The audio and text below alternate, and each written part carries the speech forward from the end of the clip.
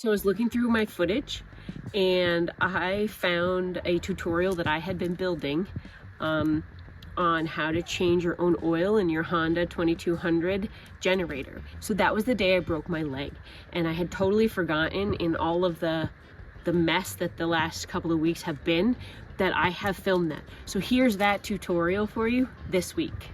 It is cold and gloomy out of nowhere in my campground, and that means it's basically empty. So I'm going to take advantage today. I'm going to reset my 3 incoming reservations, clean up the bathrooms, and then we're going to do an oil change on my Honda generator. Come with me.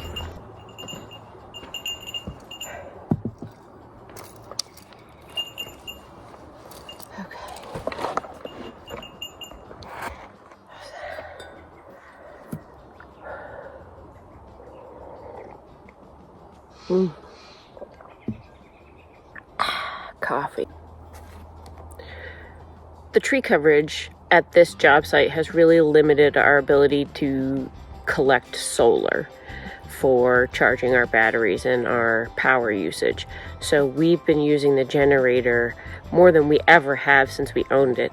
Now our generator looks a little rough because it's been bouncing around in the truck for miles and miles and miles. But it actually has probably 100 hours, if that, on it. So one of the things I want to do is use the Bluetooth settings and really check it and then get started. According to my manual, the spark plug needs to be changed at 200 hours of usage and the oil at 100 hours of usage. So I'm going to fire this up and check the Bluetooth app, and we should be falling right in the middle of that somewhere to do both today. The first step is to start the generator, to warm up the oil a little bit, to help it drain, and also I want to check the Bluetooth app at the same time. So let's start. So when I shut this off, I use the fuel off and I let my bowls run out so that the gas doesn't gel up if I have a period of non-usage. So it's going to take me a couple of pulls to re-get the gas through the system and into the bowls so it'll fire. Choke.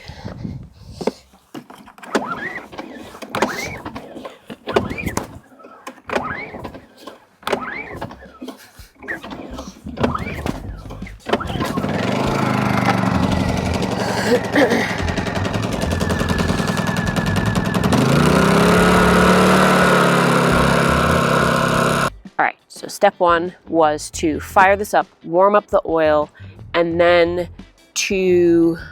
for me, I wanted to check my maintenance interval in the app. I have about 140 hours of usage, which puts me kind of in the middle, a little late for an oil change and a little early for spark plugs. But because my time is a little bit constrained these days, I'm going to do a complete full service on this spark plug, air filter, and also an oil change. Now we'll take this off. Screwdriver.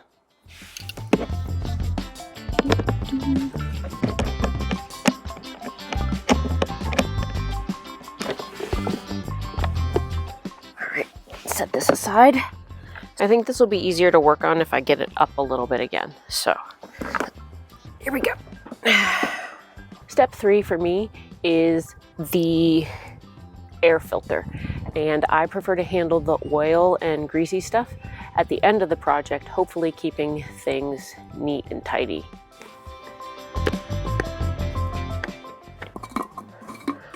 I'm going to use this to catch the oil, but the lid is going to help me keep track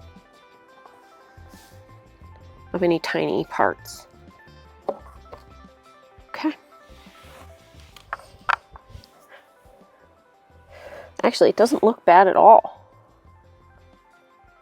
With the amount of dust around this housing and the fact that we used it in the caliche in Texas when we were doing our gate guard work, I'm surprised that it's not dirtier, if I'm honest. I just have to remove this and put the new one on, and it is pre-oiled. So let's do that.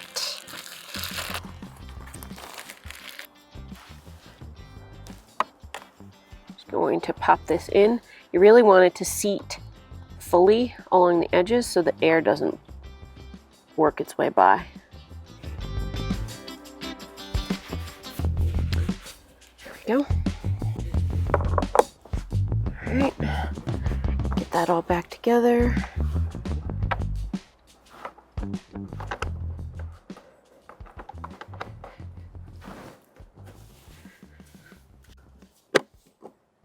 Go. Make sure it's seated well. All right, moving on. Okay, step 4, spark plug, and that can be found here.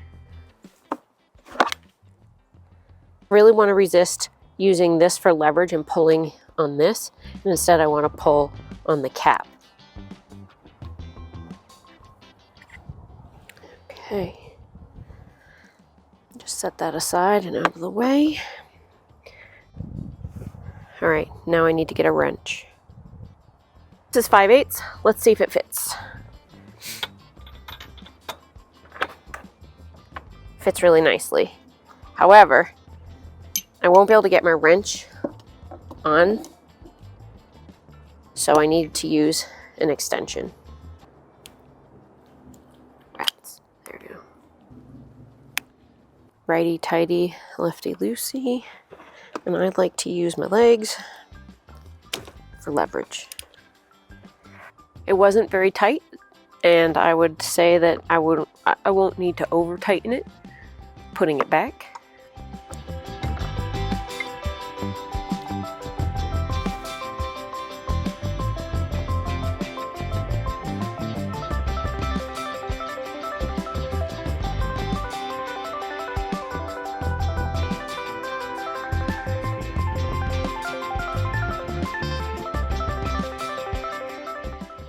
I'm checking the spark plug gap on the new one here to make sure it hasn't been dented or damaged in shipping, and they look great.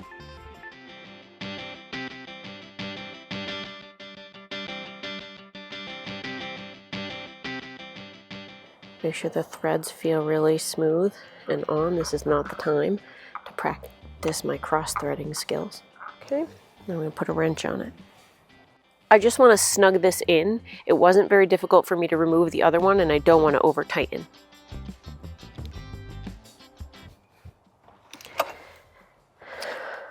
All right. Sometimes the post here comes unthreaded. You want to make sure it's tight. And I'm just checking the inside of my cap. Looks fine. I'm going to press this back on. There we go. It seats with like a click. You can tell when you're not on. All right. And now I'm going to replace the cover.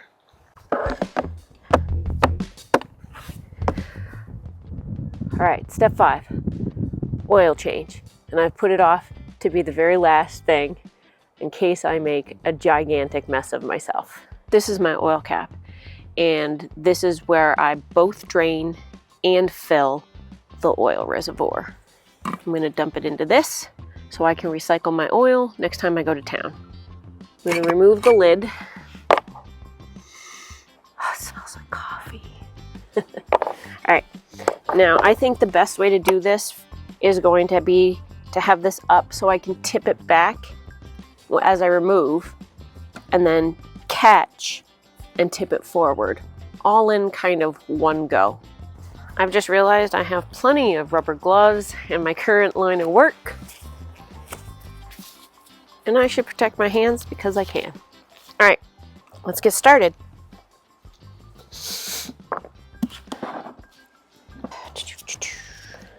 Just back this out, lefty-loosey, and at level, vaguely level, it just sits right here.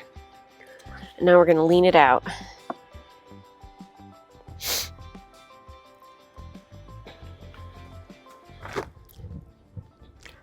All right, like this.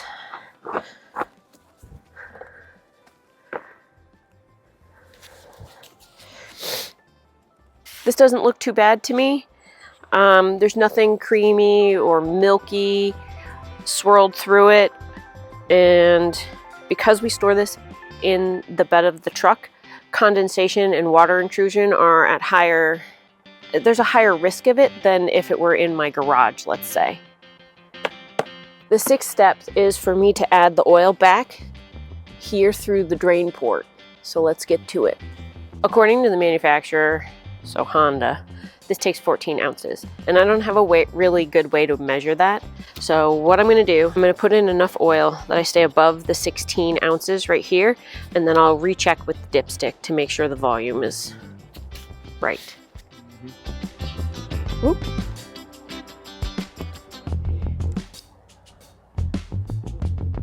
Wish I had a funnel. Probably a little more.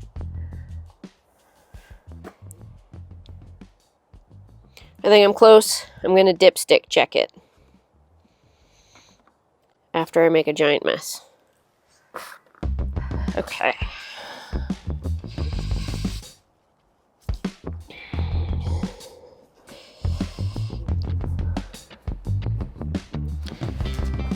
Just lift it flat-ish. So I'm just going to lean this vaguely flattish, like I had it. What we want to see is oil come up the neck, the filler neck, but not come out. Oh, look at that! Look at that. All right. Just want to get all of it back in there.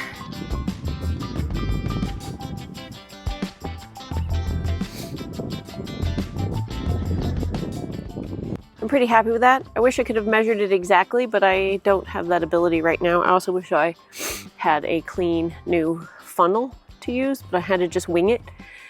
So I'm gonna put this back in. I'm gonna clean up my mess. I'm gonna put the panel back on.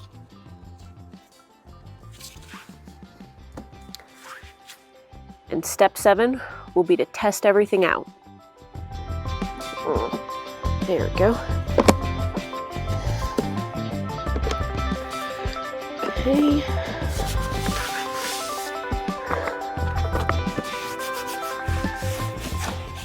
So next, what I'm going to do is I'm going to set this on the ground and I'm going to pull start it. And we're going to check the app and reset all of the maintenance intervals for the things that we've done.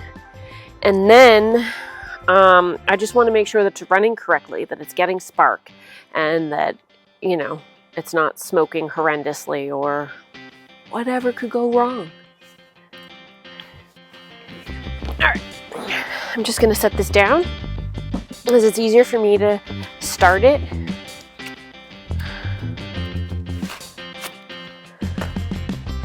With my foot on it. Okay.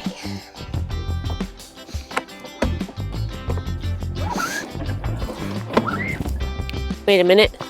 I gotta turn it on first. Aha! All right, now we'll try again.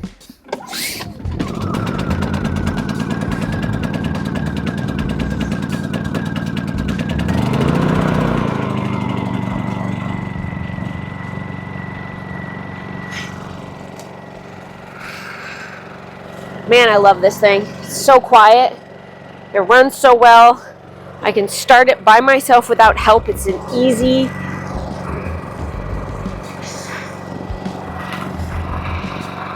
It was expensive, that's for sure.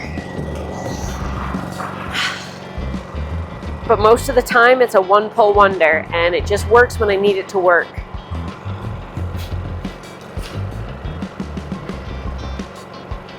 It's kind of purring.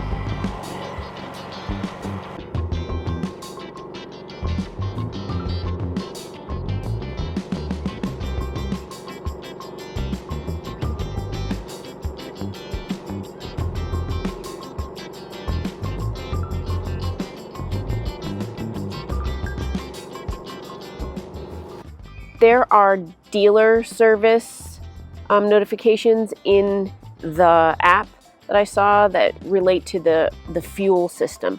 A fuel filter and the fuel tank cleaning and like a gas tubing situation, and those are dealership maintenance items, and I will not be coming off the mountain anytime soon to be doing that.